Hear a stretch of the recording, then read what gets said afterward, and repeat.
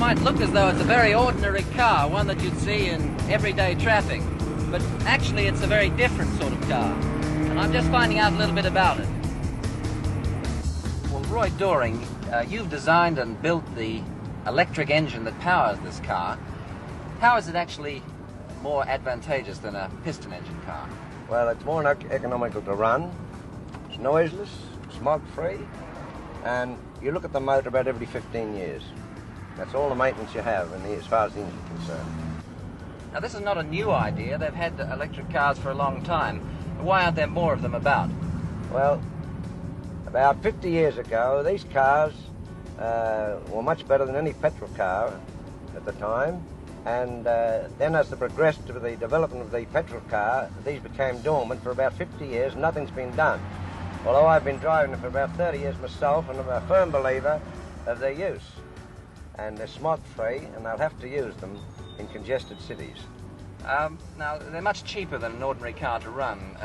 Just what are the costs? Well, to give you an example, to run this car on petrol for 4 shillings, you'd only do about 30 miles or 35 miles. I do for about 140 miles for 4 shillings. How do you charge it up? Just plug it into the wall. There's a charger built into the back of the car.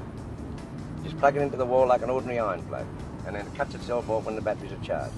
What sort of speed can you do in this car? Speed varies.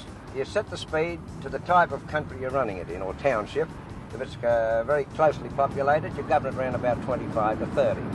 But if you want to do faster speeds, you can go up to 50 if you want to, but it's not economical to run. What do you mean, not economical? Well, like everything else, you can't get something for nothing. And if you speed it up over 30 miles an hour, your amperage goes up, and of course the mileage drops in proportion. And what sort of mileage can you get then on this car? Between 20 and 30 miles an hour, you can do 40 miles on a charge. Well, let's stop and have a look and see what this engine is like. Now, this is the complete motor, is it, Mr. Doring? Yes, just the one motor. It is 64 years old. I've overhauled it. It has an armature through it, only one moving part. And the motor I took out, the combustion motor, had about 400 moving parts. So you can see they're quite simple, and you only need to look at the brushes by taking this plate off every 14 to 15 years. Just cleaning the commutator.